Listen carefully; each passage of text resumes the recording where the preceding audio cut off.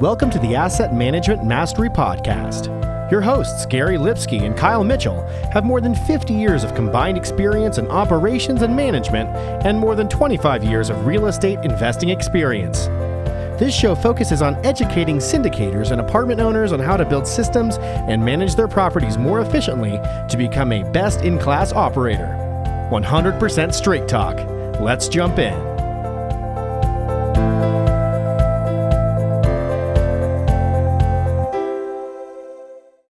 Hey everyone, welcome to our Asset Management Mastery Podcast. I'm your co-host Kyle Mitchell, also joined by Gary Lipsky. This segment is focused on educating operators, building better systems, and becoming a best-in-class operator. Also, be sure to check out our Facebook group, Asset Management Mastery. All right, today we have Charles Carillo. How are you? Doing well. How are you guys doing?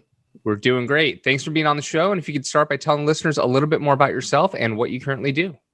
Yeah, sure. So I've been investing in multifamily since '06 and commercial property since 2009. I'm originally from Connecticut, and I self-manage my own properties for about 6 years up there before moving down to Florida, and I have a third-party management there. So grew up with it. My dad has been an investor since the '80s.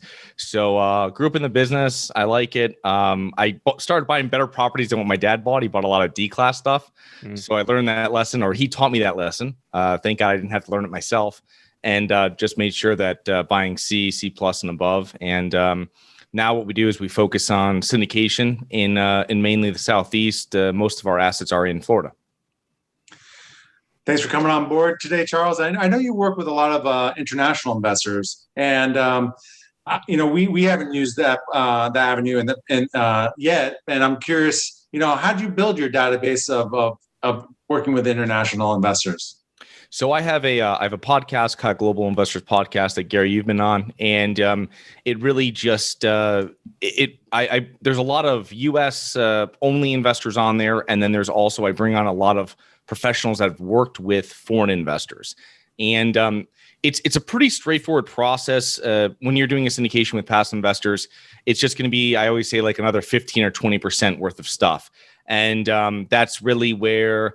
Mostly when people are coming to you, it's not going to be a fast turnaround, or it's not someone that has to be set up in the United States first. Obviously, they can do it in their own name, but I usually will direct them to other professionals that really focus and specialize on it because there's a lot of nuances. And if they're going to set up a U.S. LLC, if they have a lot of money, if it's going to be a U.S. trust that's maybe owned by shares of a foreign company, how are they going to get their funds to the U.S.?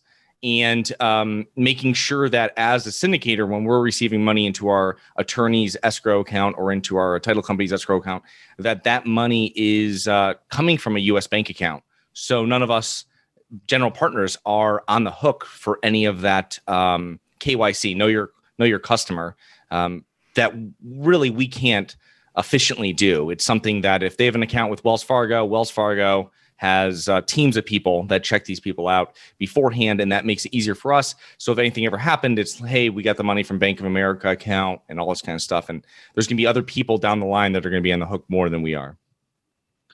That's a really good information. You mentioned some of the cons, taking a little longer and about a little extra work. Any other, are there pros to working with international investors? Are there other cons that we should know about? I think the cons I hear all the time, and it's a lot of them. What I hear feedback from people that have been watching the media, what somebody overseas would be watching the media and be like, "Oh my God!" Like they're burning down these cities in the United States and everything like that. Same thing like when we saw the Hong Kong protests, and I was over in Hong Kong. I didn't see one protest. I was there for a month during one of the times. So it's the same thing as that. When I hear people, the first thing is about news and how negative everything is portrayed here. And that's something that you kind of have to explain, but, and have them do, you have a lot more savvier investors that have boots on the ground that know that.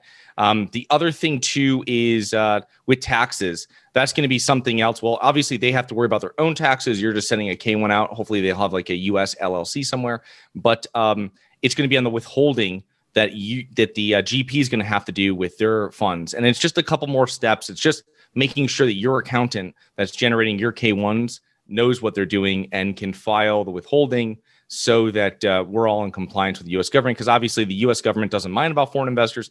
They're just not going to, track down someone in Saudi Arabia that owns the money. So for taxes.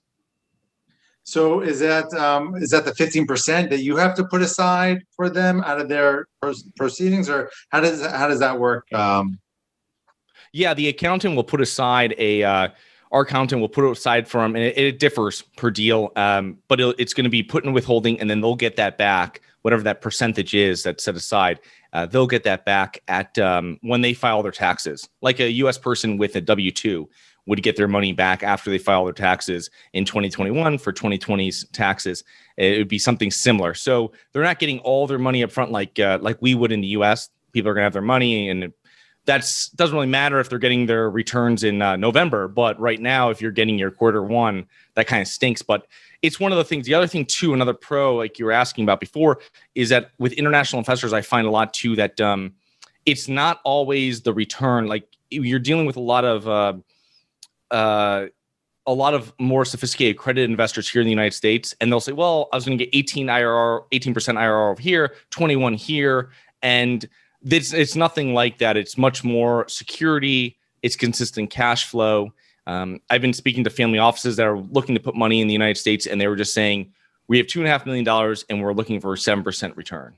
And this specific asset class, we're putting it in. And then we have this for this asset class.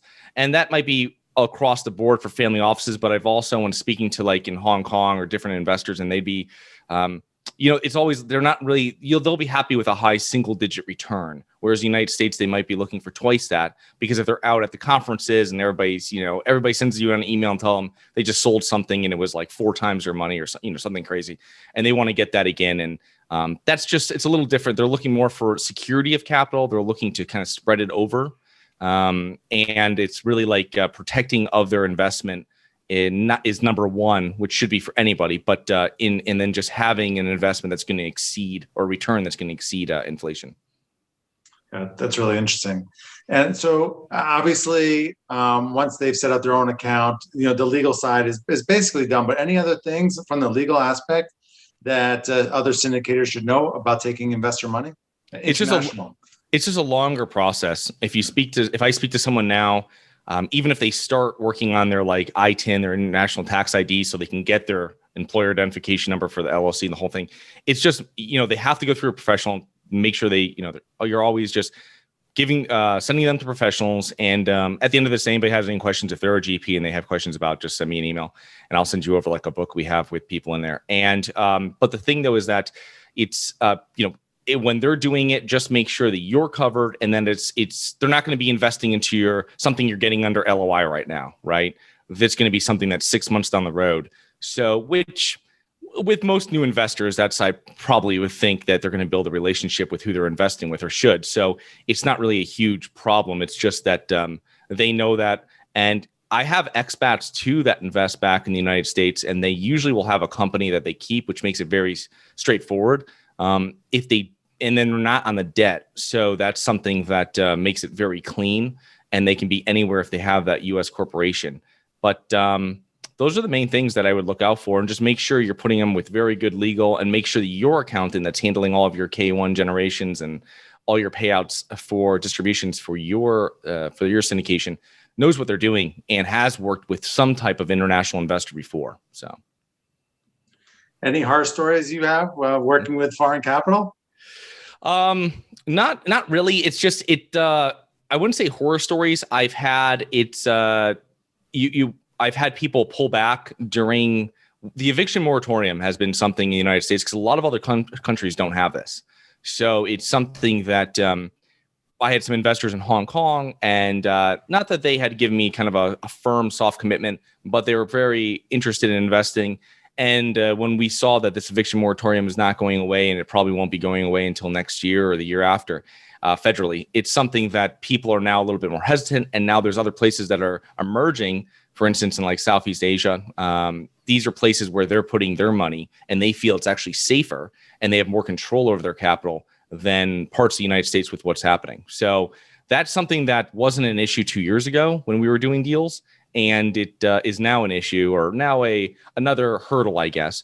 But when you're dealing with certain investors, if they're investing in the United States, they most likely have investments in real estate in other countries as well, outside of their home country. So I think they're these are very worldly people that will be doing this, and they're very savvy with knowing about different investments, different risks per country, and they have most of them that have the money have some sort of team already set up, and make sure that when they're dealing with their team here, a savvy one will make sure that they're tying in their team back in their home country for taxation reasons as well, and make sure that if they ask you that you're suggesting that as well, because that's a huge thing, and they don't want to bring money back on shore for them and now having to pay this big tax bill.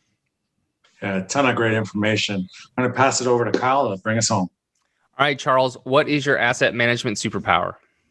I think tackling small problems before they turn into large ones. It's something that you're putting out that nose to quit. Well, we're used to nose to quit right away. You're anything like that, because in real estate, I think it's a lot slower of a process. And so something that happens in January might not really bubble to the surface in June, and getting right on top of it right away really stops a lot of issues from going further. Yeah, awesome. Be proactive, not reactive, right? Perfect. And lastly, where can people find out more about you? If you're interested in actively or passively investing in real estate, you can just reach out to a direct page on my website. It's schedulecharles.com.